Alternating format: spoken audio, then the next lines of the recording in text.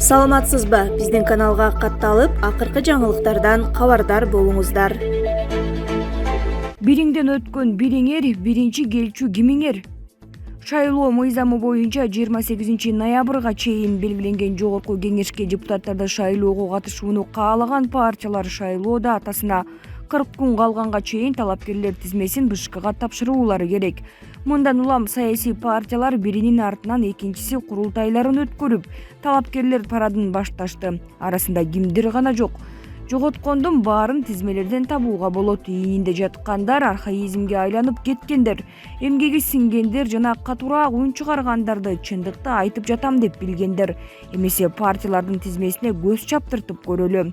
Азаттык. Бул партия экс-депутат Исмаил Исаковдун партиясы катары таанымал. Бирок тизмени Медеткан Шеримкулов баштаган. Анын артында Жылдыз Жолдошова, Бактыбек Калмаматов жана Ахматбек Келдибеков сыяктуу саясатчылар турушат. Исмаил Исаков убактылуу өкмөттүн мүчөсү, өлкө башаламандыкка учураган 2010 жылдары Кыргыз Республикасынын коргоо министри болгон. Жогорку кеңештин 5-чакырылышынын депутаты 2017 жылдагы президенттик шайлоодо Сооронбай Жээнбековду колдогон.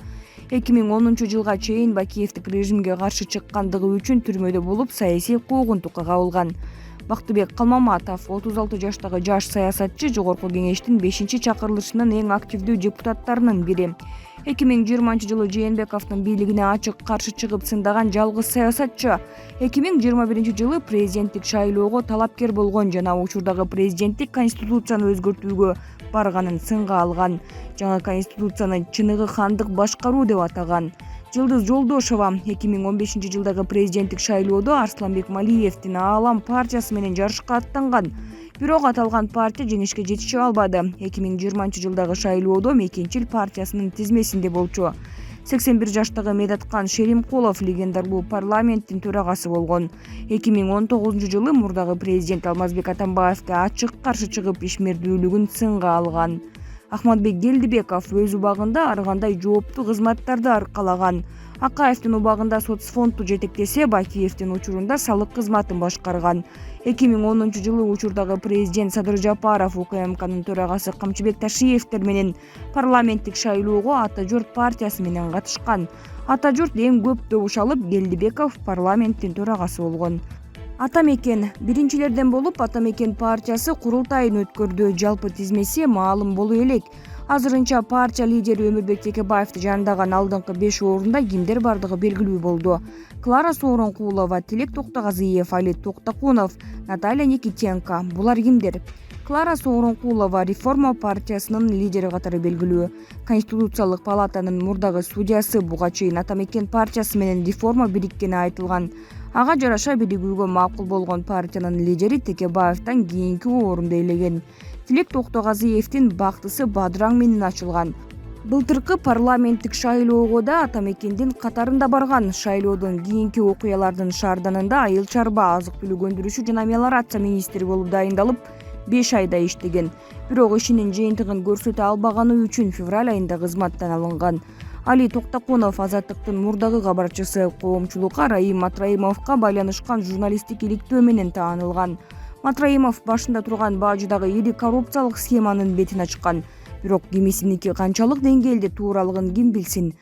Токтакуновдун бул кылганын орусча айтканда медвежья услуга катары баалагандар бар. Журналисттин иликтөөсү эл аралык ири соодагерлердин Казакстанга оошуна, ал эми кыргыз соодагерлеринин капчыгы бош калышына алып келди деген кептер жок эмес. Наталья Никитенко көп жылдан бери Өмүрбек Текебаевдин жанында келатат. Учурда жогорку кеңештеги Ата Мекен партиясынын депутаты. Бүтүн Кыргызстан аталган партияда өткөн жумада курултайын өткөрүп, талапкерлер тизмесин тактады. Ага ылайык бүтүн Кыргызстандын алдыңкы катарында бул сапар Адахан Мадумаров, Исхак Масалиев, Оразайым Нарматова, Эмил Токтошев, Кыянбек Сатыбалдиев бардыгы айкын болду. Адахан Мадумаров президенттикке 3 жолу талапкер болгон. 2011, 2017 жана 2021 жылдары жогорку кеңештин 4-чакырылышындагы спикерликке чейин жеткен. Партия 2006 жылы түптөлгөн, ал эми аны башкаруу Мадумаровдун колуна 2010 жылы тийген. Акыркы учурда интернет желесинде бул саясатчынын дарегине сын пикирлер көбүрөөк айтылып жүрөт. Исхак Масалиев өткөн 2020 жылдагы парламенттик шайлоодо да Адахан Мадумаров тарапта болгон. Буга чейин 4 жолу парламенттик депутат катары ишмердүүлүк жүргүзгөн. Ага чейин бажы тармагында иштеген, 2012-жылы салык кызматынын жетекчилигине да отурган.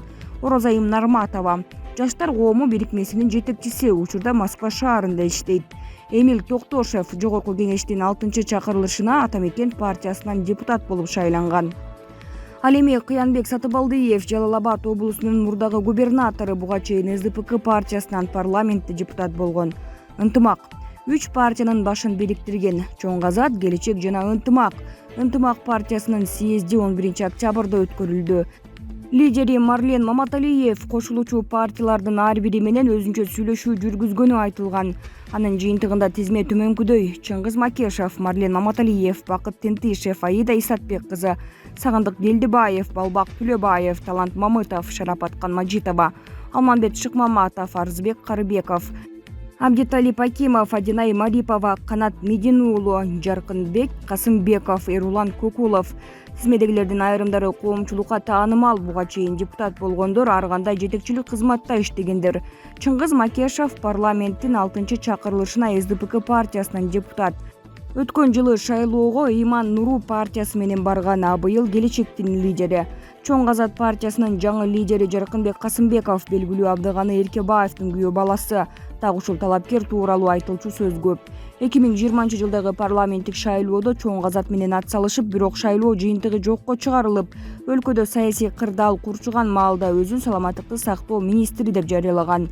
Бир убактарда Бишкектеги тез жардам кызматынын жетекчиси болуп жүрүп, тендерге байланышкан чырда аты аталган. Жыйынтыгында кызмат абалын ашыра пайдаланууга айыптуу деп табылып, 300 000 сом айып пулга жыгылган. Эрулан Кокулов Нисахар көрсөтүүсү менен коомчулуктун колдоосуна ээ болгон журналист бул көрсөтүү аркылуу жашыруун, гигиеналык, санитариялык талаптар сакталбаган азык-түлүк бышыруучу жайлардын бети ачылды. Кыргызстандыктар эмне менен тамактанып жатышканын билип, сак болууга өтүштү. Эгерде шайлоодон кийин да тизме өзгөртүлбөй, учурда алдыңкы орундарга аты жазылган Кокулов сыяктуу жаштар парламентке келе турган болсо, коомдун азыраак болсо да утушу болоору анык. Бул ирет шайлоо аралаш системада өткөрүлөт. Жалпы 90 депутаттык орундун 54-ü партиялык тизме менен келгендерге берилсе, калган 36-сын бир мандаттуу округтан келгендер ээлейт. Күрөш катуу болчудай өңдөнүп калды. 54 орунга 500 чакты талапкер. Булак майдан чекит КЖ. Туркия Талибандын бийлигин тааныбай турганын жарыялады. Туркия Ооганыстандагы гуманитардык кризисти жөнгө салууга көмөктөшүүгө даярдыгын, бирок Талибан бийлигин расмий түрдө тааныбай турганын билдирди. Бул тууралуу Түрк тышкы иштер министри Мевлют Чавушоглу талиптер түзгөн Ооган өкмөтүнүн тышкы иштер министринин милдетин аткаруучу Амирхан Муттаки менен 14-октябрда Анкарада жолуккандан кийин билдирди. Биз ушул күнгө чейин эл аралык коомчулукка Талибан бийлиги менен байланыш куруунун маанисин түшүндүрүп келдик. Азыр эл аралык коомчулукта ушул позицияда турат. Талибандын бийлигин таануу башка, байланыш куруу башка, деди Чавушоглу. Ал Ооган экономикасы кыйрап калбашы керек экенин белгилеп, Кабулдун чет жактагы эсептерине чектөө койгон мамлекеттерде ийкемдүүрөөк болууга чакырды. Муттаки жетектеген талиптер делегациясы Катардын баш каласы Дохада АКШнын жана Евро биримдиктин дипломаттары менен сүйлөшүү өткөргөндөн кийин Анкарага келген. Талиптердин тышкы иштер министри Ооганстандагы экономикалык кризис Ооган качкындарынын жаңы толкунун жаратышы мүмкүндүгүн Туркиядагы жолугушуулар маалында эскертти. 15-августта батыш тааныган Ооган өкмөтү кулап, Талибан бийликке келгенден көп өтпөй Евро биримдик Ооганстанга жардам иретинде бериле турган каражаттарды убактылуу токтото турууну чечкен. Ошондой эле эл аралык валюта корунун маалыматына ылайык, Ооганстандын чет өлкөдөгү эсептериндеги алтын жана валюта резерви $9 миллиард ашат. Батыш мамлекеттеринин Ооганстан кайрадан террорчулардын чордонуна айланбайбы деген суроо тынчсыздандырат. Ошондой эле алар өлкөнү шарияттын негизинде башкарууну көздөгөн, талиптердин адам укуктарын, өзгөчө кыз-келиндер эркиндигинин сакталышын талап кылат. Булак Назар Ньюс Чекит КЖ. Сыймык Жапыкеев шайлоого барбашынын себебин айтты. Депутат болбой деле элге кызмат кылууну чечтим. Бул туурасында жоюлуп кеткен финансы полициясынын башчысы Сыймык Жапыкеев Фейсбуктагы баракчасына жазып чыкты. Анын айтымына караганда, көп киши партияга чакырган, андан тышкары бир мандаттуу округтан да депутаттыкка чакырышкан. Бирок алардан баш тартып, депутат болбой эле элге кызмат кылууну чечкен. Буга чейин бир мандаттуу округ менен Тоң Жети Өгүз округу менен шайлоого катышаарын айткан болчу. Булак репортер Чекит КЖ. Ооганстандын Кандагар шаарындагы мечитти жардыруудан 63 адам каза тапты. Ооганстандын Кандагар шаарындагы шииттердин мечити жардыруудан 63 адам каза тапты. Бул тууралуу РИА Новости маалымат агенттигине жергиликтүү ооруканадан кабарлашкан. Жардыруу 16 октябрда бешим намазы учурунда болгон. Алгач 41 адам каза болгону айтылса, кийинчерээк алардын саны 63кө жеткен. Дагы 83 адам жаракат алып, абалы оор экени маалымдалды. Алынган маалыматка караганда кол салууну 3 адам жасаган, дагы бир адам мечитти тышынан кайтарып турган. Дагы бир маалыматка ылайык, бул жардырууну Ислам мамлекети террордук тобу мойнуна алган. Айта кетсек, мындан бир жума мурун эле Ооганстандын Кундуз провинциясындагы мечитте да жардыруу болуп, 120 адам каза таап, 150 адам оор жаракат алган.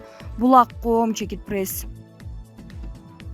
Рафаэль Физиев кыргыз элинен кечирим сурады. Кыргыз өлкөсүнөн көчүп кетүүнү чечкен UFC мушкери Рафаэль Физиев аны буга чейин колдоп келген кыргыз элинен кечирим сурады. Маалыматтык согуш эң жогорку деңгээлде жүргүзүлдү. Баары акырын гана менин Америкадан башпаанек алгым келгенин, акчаң үчүн кетип жатканымды жана башка көптөгөн нерселерди жазып, мени душман катары көрүштү.